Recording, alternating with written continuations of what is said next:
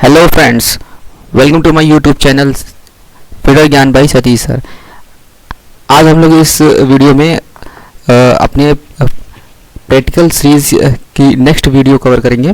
इसमें हम आपको बताएंगे कि हमारे जो प्रैक्टिकल में किस प्रकार का जो फाइल है वो प्रयोग होनी है, और कवर पेज के बारे में बताएंगे। प्रैक्टिकल की फाइल के जो पहला पेज बनाया जाता है कवर पेज, उसके बारे में।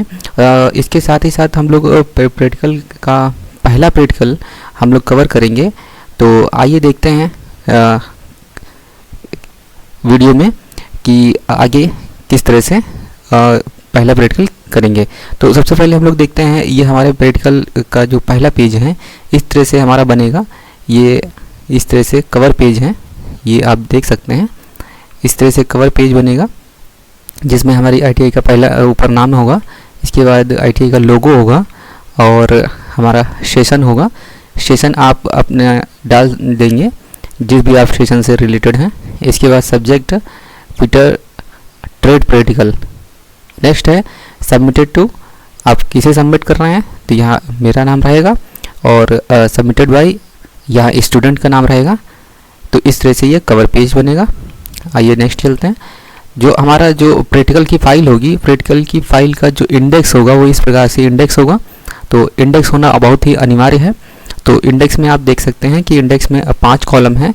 तो पहला है सीरियल नंबर, जिसमें हम सीरियल नंबर डालेंगे, और दूसरा है एक्सपेरिमेंट, यानी कि जो प्रैक्टिकल हम करेंगे उसका एम क्या है, उद्देश्य क्या है, वह उद्देश्य हम यहाँ लिखेंगे। और इसके साथ ही साथ डेट ऑफ स्टार्टिंग, जो प्रैक्टिकल हम स्टार्ट कर रहे हैं किस डेट में स्टार्ट कर रहे हैं, तो डेट ऑफ स्टार्टिंग डालेंगे। और डेट ऑफ फिनिशिंग, तो जो प्रैक्टिकल हम कर रहे हैं वो कब फिनिश हुआ यानी कब ख़त्म हुआ, उसकी डेट हम यहाँ डालेंगे DOF में। और इसके साथ ही साथ पेज नंबर भी हम यहाँ पे जो है दिखाएंगे। तो जो भी प्रैक्टिकल हम लोग जिस भी पेज नंबर पे प्रैक्टिकल लिख रहे हैं तो पेज नंबर यहाँ डालेंगे। तो इस तरह से यह इंडेक्स होना बहुत ही अनिवार्य है। जब भी हम प्रैक्टिकल की फ़ाइल खरीदेंगे तो यह देख लेंगे कि इसी तरह का इंडेक्स होना बहुत ज़रूरी है। तो प्रैक्टिकल फ़ाइल की डेमो में दिखा दूँ कि किस तरह का प्रैक्टिकल फ़ाइल खरीदेंगे। तो यह प्रैक्टिकल फ़ाइल का डेमो है। तो इस तरह का प्रैक्टिकल फ़ाइल खरीदेंगे। ये फ़ाइल आप देख रहे हैं, यह इस तरह की फ़ाइल खरीदने का यह पर्पज़ है कि इस तरह की जो फ़ाइल होती है यह हैंडलिंग में आसान होती है, रख रखाव में आसान होती है, और जल्दी ये ख़राब नहीं होती। तो इसी तरह की एक प्रैक्टिकल फ़ाइल खरीदेंगे। सभी स्टूडेंट से मैं कहना चाहूँगा कि प्रैक्टिकल फ़ाइल सभी स्टूडेंट इसी तरह की बनाएंगे। यह इस तरह से प्रैक्टिकल फ़ाइल आप देख रहे हैं। यह प्रैक्टिकल फ़ाइल दूसरी प्रैक्टिकल फ़ाइल का यह डेमो है, यह देख लीजिए, अच्छे से समझ लीजिए। तो इसी तरह से प्रैक्टिकल फ़ाइल बनेगी। और यह प्रैक्टिकल फाइल लगभग 150 पेज की है। तो आप यही प्रैक्टिकल फाइल खरीदेंगे। चलिए, तो इस तरह से ये प्रैक्टिकल फाइल हो गई। अब हम लोग इस वीडियो में सब पहला प्रैक्टिकल कवर करेंगे। तो पहला प्रैक्टिकल है आपका पहले चैप्टर से रिलेटेड है। पहला प्रैक्टिकल ये आप देख रहे हैं। तो चैप्टर नंबर 1 से है प्रैक्टिकल नंबर 1, एक्सपेरिमेंट नंबर 1, जिसका उद्देश्य है importance of trade training, list of tools and machinery used in the trade. इसका मतलब यह है कि यह जो उद्देश्य है यह कह रहा है कि आपका जो ट्रेड ट्रेनिंग है इसकी इम्पोर्टेंस क्या है, यानी जो आप जिस ट्रेड में आप आईटीआई करना है, यानी कि फिटर से आप आईटीआई करना है, तो जो फिटर से आईटीआई करते समय आपका जो फिटर की जो इम्पोर्टेंस है वह इस प्रैक्टिकल में कवर किया गया है। और फिटर में यूज़ होने वाले जो टूल्स हैं वह कवर किए गए हैं। और साथ ही साथ फिटर की वर्कशॉप में जितनी मशीन्स होती हैं वह इस प्रैक्टिकल में लिखी गई हैं। तो सबसे पहले जब आप प्रैक्टिकल लैब में पहुंचते हैं तो आप कौन से टूल्स देखते हैं और कौन सी मशीनें देखते हैं, वही इस प्रैक्टिकल में आपको लिखना है। तो चलिए आगे बढ़ते हैं। तो इम्पोर्टेंस ऑफ फिटर ट्रेड, तो फिटर ट्रेड की क्या इंपॉर्टेंस है यहाँ पे ये समझाया गया है। तो फिटर ट्रेड में फिटर क्या होता है, मैंने यह अपने एक वीडियो में कवर किया था, जिस वीडियो का नाम है जो आईटीआई करने के बाद भविष्य में क्या क्या अवसर प्राप्त होते हैं। तो यह टाइटल इस टाइटल वाले वीडियो को आप आई बटन पे क्लिक करके देख सकते हैं।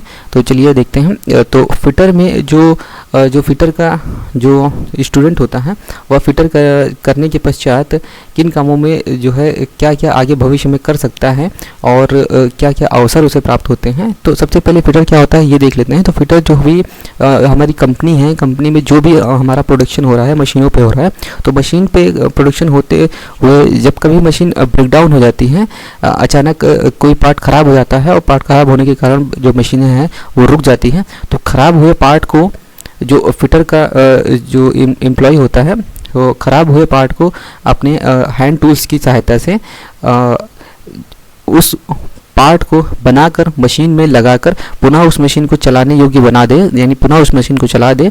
तो यह काम करने वाला जो भी जो एम्प्लॉय होता है वह फिटर ही होता है। यानी फिटर का जो फिटर व्यवसाय का जो ज्ञान लेकर वह यह काम करने लायक बन जाता है। तो आगे देखते हैं। तो ITI से फिटर ट्रेड से पास उम्मीदवार जो पॉलिटेक्निक डिप्लोमा प्राप्त करके जूनियर इंजीनियर बन सकता है। यानी उसके पास जो ITI करने के पश्चात उसके पास यह अवसर होता है कि वह जो है पॉलिटेक्निक डिप्लोमा करने के बाद जूनियर इंजीनियर भी बन सकता है। तो नेक्स्ट है उत्तीर्ण उम्मीदवार CTI का प्रशिक्षण ग्रहण करके अनुदेशक बन सकता है। तो ITI करने के पश्चात जो स्टूडेंट होता है वह एक ट्रेनिंग होती है जिसे हम CTI की ट्रेनिंग कहते हैं, यानी क्राफ्टमैन टीचिंग स्कीम इसको बोलते हैं। तो यह जो ट्रेनिंग होती है यह 1 साल की ट्रेनिंग होती है। इसमें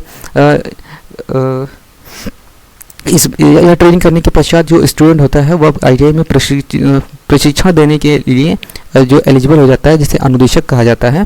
नेक्स्ट ये देखते हैं, एक फिटर कुशल वेल्डर बन सकता है। तो फिटर के ट्रेड में जो है वेल्डर भी होता है। तो जो एक कुशल फिटर होता है वह वेल्डर भी बन सकता है, वेल्डिंग भी कुशलता से कर सकता है। नेक्स्ट है, एक फिटर कुशल टर्नर भी होता है। टर्नर में जो काम सिखाया जाता है वह फिटर में भी सिखाया जाता है, इसलिए एक जो कुशल फिटर होता है वह टर्नर भी बन सकता है। एक शिल्प कारीगर प्रशिक्षण के बाद अपने भविष्य में निपुण हो सकता है, यानी कि अपने विषय में निपुण हो सकता है। तो यह ITI का जो कोर्स है यह करने के बाद अपने विषय में, मतलब कि जो भी मशीनिंग का काम होता है या मशीन के काम करने में वह निपुण हो जाता है। इंजीनियरिंग क्षेत्र में उपयुक्त व्यवसाय का ज्ञाता हो जाता है। इंजीनियरिंग क्षेत्र में जो उपयुक्त व्यवसाय होता है, उपयुक्त व्यवसाय मतलब कि आपका जो है फिटर का व्यवसाय, उसमें वह निपुण हो जाता है। नेक्स्ट है, वह इंजीनियरिंग क्षेत्र में कार्य करने में निपुण हो जाता है। तो इंजीनियरिंग क्षेत्र में कार्य करने का मतलब है जो मशीनिंग कार्य हैं, जो कि फिटर का स्टूडेंट जो करते हैं, या ITI करने के पश्चात जो फिटर के स्टूडेंट्स होते हैं वह इंजीनियरिंग कार्य में निपुण हो जाते हैं। तो इस प्रकार से ये इतने काम करने में जो ITI करने के पश्चात स्टूडेंट इन कामों में निपुण होता है और यह आगे कुछ उसके पास भविष्य में कुछ अवसर भी होते हैं। तो इस तरह से वह उन अवसरों का लाभ उठा सकता है। नेक्स्ट हम देखते हैं list of tools.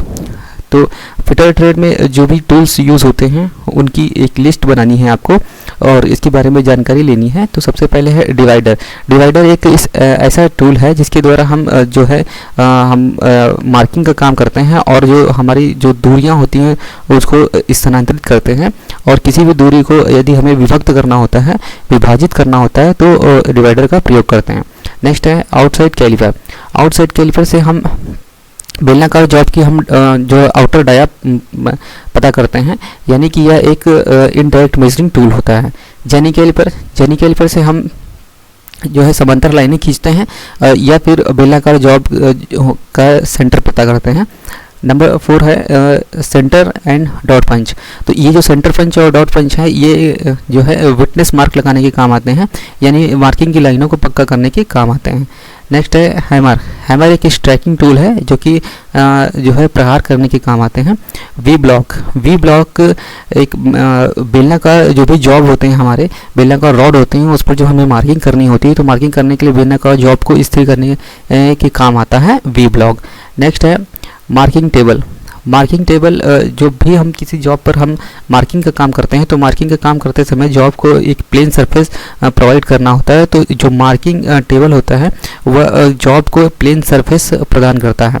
Vice vice एक होल्डिंग डिवाइस है। जब भी हम जॉब पर मशीनिंग प्रक्रिया करते हैं जैसे हेक्साइंग, फाइलिंग, टाइपिंग, जब भी ये प्रक्रियाएं जब की जाती हैं तो हमें जॉब को स्थिर करने की आवश्यकता होती है। तो ये वाइस पर ही हम जॉब को स्थिर करते हैं। तो यह एक जो है होल्डिंग डिवाइस है। नेक्स्ट है hexa frame. Hexa frame hexa blade को जो है स्थिर करने के काम आता है। जब हम जॉब को किसी भी मेटल को काटते हैं तो हेक्सा ब्लेड को हेक्सा फ्रेम पर ही हम स्थिर करते हैं। Welding machine. वेल्डिंग मशीन, जब हम इलेक्ट्रिक वेल्डिंग करते हैं तो इलेक्ट्रिक वेल्डिंग करते समय हमें ट्रांसफार्मर के साथ अन्य इक्विपमेंट्स की ज़रूरत पड़ती है। तो ये जो पूरा एक सेट होता है वेल्डिंग सेट, उसे ही वेल्डिंग मशीन कहते हैं। नेक्स्ट है hexa blade. Hexa blade high carbon की बनी हुई एक हेक्सा ब्लेड होती है जिसे हम हेक्सा फ्रेम पर पकड़कर अपनी जॉब को काटते हैं। फाइल्स। फाइल हमारे जॉब को घिसने के काम आती है। जब हम अपने जॉब को कम मात्रा में जो है घिस कर एक्यूरेट बनाते हैं तो फाइल की आवश्यकता होती है। Try square. ट्राई स्क्वायर एक मेजरिंग एंड चेकिंग टूल है जिसके द्वारा हम 90 डिग्री चेक करते हैं। जॉब की दो सतहों के मध्य 90 डिग्री को चेक करने के लिए ट्राई स्क्वायर का यूज़ किया जाता है। गेज। गेज एक प्रकार का हमारा जो एक ऐसा टूल है जिसके द्वारा हमें डायरेक्ट मेजरिंग नहीं होती है, परंतु यह गेज जो होते हैं ये चेकिंग टूल्स होते हैं। जब भी हम जॉब को बहुत तेज़ी से हमें चेक करना होता है, यानी कि मास प्रोडक्शन में हमें जॉब को चेक करना होता है, तो गेजेस का प्रयोग किया जाता है। ट्रेमल। ट्रेमल बड़े जॉब पर, जब हम बड़े जॉब पर चाप के निशान लगाते हैं या बड़े जॉब पर बड़े सर्किल बनाते हैं तो ट्रेमल का यूज़ किया जाता है। नेक्स्ट आइए देखते हैं। नेक्स्ट है चीज़ल। चीज़ल चिजलिंग करने के काम आता है, जिसे हम छेनी कहते हैं। इसके द्वारा हम जॉब पर जब हम कभी कीवे काटना होता है या जॉब पर ग्रूव बनाने होते हैं तो हम चीज़ल का प्रयोग करते हैं। इसके आगे है सरफेस प्लेट। सरफेस प्लेट भी हमारे जॉब को एक समतल सतह प्रदान करता है। जब जॉब पर हमें मार्किंग या मेजरिंग करनी होती है तो जॉब को समतल सतह पर रखना होता है, तो सरफेस प्लेट हमें हमारे जॉब को समतल सतह प्रदान करता है। Parallel block. Parallel block pair में मिलते हैं। यह दो पैरेलल ब्लॉक का एक सेट होता है। यह जॉब के नीचे रखकर जो है जॉब को एक बराबर पर रखने के काम आता है। जब भी कभी हम जॉब पर ड्रिल करते हैं तो ड्रिल करते समय जॉब को एक हॉरिजॉन्टल रखने के काम आता है।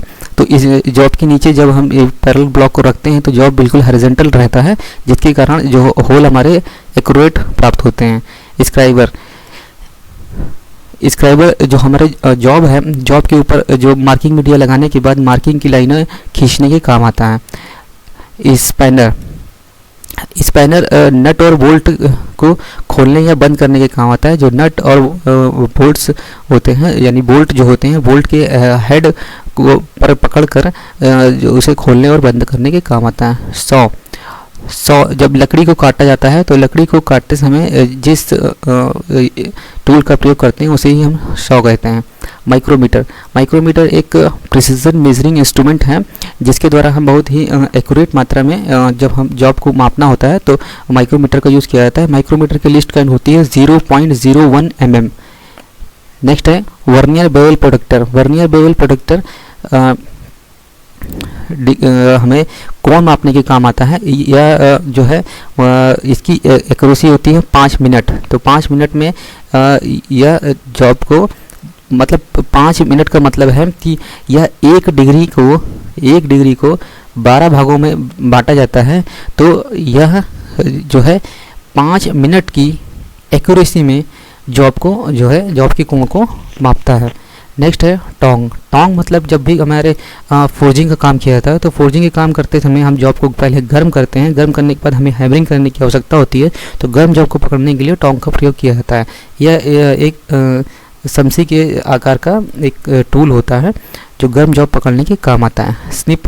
जब हम जो शीट मेटल का काम करते हैं तो शीट मेटल को जो हमें काटने की ज़रूरत पड़ती है तो स्निप की आवश्यकता पड़ती है, तो उस समय हम काटने के लिए जिस टूल का प्रयोग करते हैं उसे ही स्निप कहते हैं। स्टेक्स। जब हम शीट मेटल शीट मेटल को किसी आकार में, किसी विशेष आकार में मोड़ना होता है तो अलग अलग आकार के स्टेक्स की ज़रूरत पड़ती है। तो शीट के नीचे स्टेक को रख कर ऊपर से हैमरिंग करके शीट को मोड़ा जाता है। रिवेट, जब शीट मेटल को, दो शीट को हमें जोड़ना होता है तो रिवेट की आवश्यकता होती है, तो रिवेटिंग करके दो शीट को आपस में जोड़ा जाता है। आर्क, जब हम इलेक्ट्रिक वेल्डिंग करते हैं तो इलेक्ट्रिक वेल्डिंग करते समय आर्क का जो है उत्पादन किया जाता है, जिसके द्वारा ही वेल्डिंग प्रक्रिया संभव हो पाती है।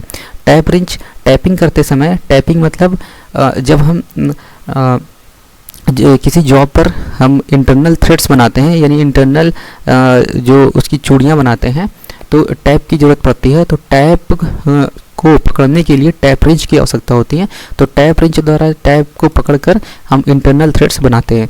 वर्नियर माइक्रोमीटर, वर्नियर माइक्रोमीटर जो है लेंथ को मापने वाला एक टूल होता है। तो या जो है चौड़ाई भी मापता है, लेंथ भी माप सकता है। तो वर्नियर माइक्रोमीटर का जो लिस्ट काउंट होगा वो 0.001 mm होता है। Next, horning tool. हॉर्निंग प्रक्रिया एक प्रिसीजन प्रक्रिया होती है। जब भी हम जॉब की सतह पर बहुत ही कम मात्रा में बहुत ही कम मात्रा में मेटल को रिमूव करके जॉब की सरफेस को बिल्कुल फिनिशिंग यानी सुपर फिनिशिंग करते हैं, तो उस समय हॉर्निंग टूल की आवश्यकता होती है।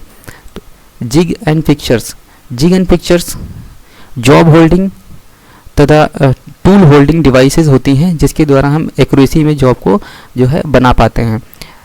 पाइप रिंच, जब हम किसी पाइप पर कोई प्रक्रिया करते हैं, कोई भी मशीनिंग प्रक्रिया करते हैं, जैसे पाइप को हेक्साइन करना या पाइप के ऊपर जो टैपिंग करके पाइप के ऊपर जब हम थ्रेडिंग करते हैं, तो थ्रेडिंग करते समय पाइप को पकड़ने की आवश्यकता होती है, तो उस समय हम पाइप रिंच का प्रयोग करते हैं। या किसी पाइप को जब हम प्लम्बिंग का काम करते हैं तो पाइप को जो है पाइप में जो थ्रेड्स बनी होती हैं, उन थ्रेड्स के द्वारा पाइप को जब हम जोड़ते हैं तब भी हमें पाइप रेंच की आवश्यकता होती है। तो इस प्रकार से ये इतने जो हैं टूल्स हैं जिनके बारे में मैंने अभी पूरी बताया। यह एक टूल लिस्ट आपको तैयार करनी है। नेक्स्ट आइए देखते हैं लिस्ट ऑफ मशीन्स। तो वर्कशॉप में जाते ही आपको वर्कशॉप में जो भी मशीन दिखाई पड़ती हैं उन मशीन की ये लिस्ट है, जो कि आपको जो है यह लिस्ट बनाना अनिवार्य है। चलिए देखते हैं। पावर शा मशीन। पावर शा मशीन, जब भी हम कोई ज़्यादा बड़े डायमीटर वाले जब किसी रॉड को काटना होता है तो हम पावर शा का प्रयोग करते हैं, क्योंकि हेक्सा ब्लेड से काटना संभव नहीं होता है और अधिक समय लगता है, इसलिए हम पावर शा का प्रयोग करते हैं।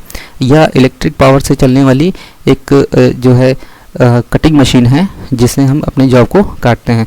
ड्रिलिंग मशीन, ड्रिलिंग मशीन द्वारा हम अपनी जॉब के ऊपर जो है होल करते हैं। जो होल करने वाली मशीन को ड्रिलिंग मशीन कहते हैं। ग्राइंडिंग मशीन, जब हम अपनी जॉब जो भी हमारे टूल्स होते हैं, जो शार्प टूल्स होते हैं, वो जब घिस जाते हैं तो उनके जो एंगल होते हैं उन एंगल को फिर से सही करने के लिए ग्राइंडिंग मशीन का प्रयोग करते हैं। जैसे कि आपने देख रखा है कि जो है घर में जो यूज़ होने वाली जो चाकू होती है, जब वह उसकी धार जब ख़राब हो जाती है तो उस चाकू को जिस मशीन पर हम धार लगाते हैं उसे ही हम ग्राइंडिंग मशीन कहते हैं। लेथ मशीन एक बहुत ही इम्पोर्टेंट मशीन है जिस पर हम कई प्रक्रिया कर पाते हैं, जैसे टर्निंग, फेसिंग, नर्लिंग, ग्रूइंग, इस तरह की जो भी प्रक्रियाएं होती हैं यह लेथ मशीन पर ही होती हैं। नेक्स्ट आइए देखते हैं आर्क वेल्डिंग मशीन। तो जब हम इलेक्ट्रिक वेल्डिंग करते हैं तो उस समय जिस मशीन का प्रयोग करते हैं उसे ही हम आर्क वेल्डिंग मशीन कहते हैं। इसमें एक ट्रांसफार्मर होता है और ट्रांसफार्मर के साथ हमारी जो है वायर लगे होते हैं, जैसे अर्थिंग वायर कहते हैं, और एक और वायर होती है जो मेन वायर कहलाती है, जिस पर हम अपना जो है अपने इलेक्ट्रोड को पकड़ते हैं। नेक्स्ट है pipe cutting machine. Pipe cutting machine pipe काटने के काम आती है। नेक्स्ट है साइन बार। साइन बार एक जो है किसी भी जॉब के जो एंगल को पता करने के लिए प्रयोग होने वाला एक प्रिसीजन टूल होता है, जिसे हम साइन बार कहते हैं। डायल टेस्ट इंडिकेटर जॉब की सतह पर जो भी जो रफनेस होती है, यानी जॉब की सतह कितनी ज़्यादा फ्लैटनेस है, उसको पता करने के लिए डायल टेस्ट इंडिकेटर का प्रयोग किया जाता है। क्यूपोला फर्नेस एक फर्नेस है जिसमें हम अपने जो भी धातु कर्म का काम करते हैं, तो उस समय हम क्यूपोला फर्नेस का प्रयोग करते हैं। पुडलिंग फर्नेस से हम जो है मेटल को प्राप्त करते हैं। जैसे क्वेश्चन पूछा जाता है कि तीन प्रकार के हमारे जो हमारी आयरन होते हैं, जैसे पिग आयरन, कास्ट आयरन और जो है रॉट आयरन।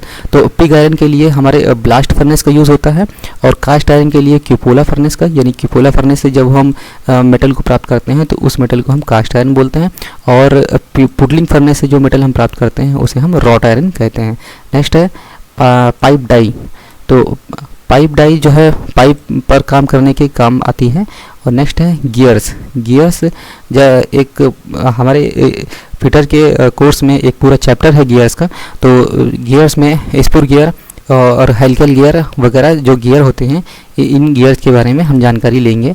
तो नेक्स्ट है लुब्रिकेटर्स मतलब जब भी हम किसी जॉब पर लुब्रिकेशन का काम करते हैं तो लुब्रिकेटर्स का प्रयोग करते हैं। लुब्रिकेटर जो कोई भी जॉब है, जो जॉब पर यदि किसी भी मशीन पर जब मिलकर चलने वाले पार्ट होते हैं उनके बीच में जो घिसाव होता है, घिसाव को कम करने के लिए लुब्रिकेशन का यूज़ करते हैं। तो लुब्रिकेशन करने के लिए जिस इक्विपमेंट्स का यूज़ किया जाता है उसे लुब्रिकेटर्स कहते हैं।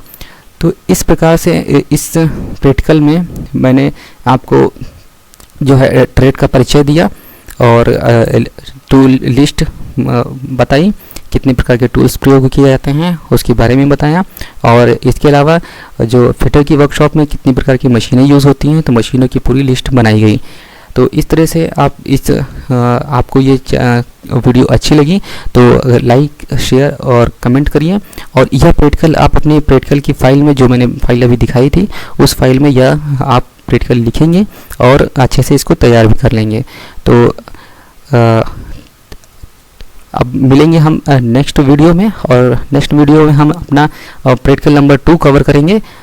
Thank you.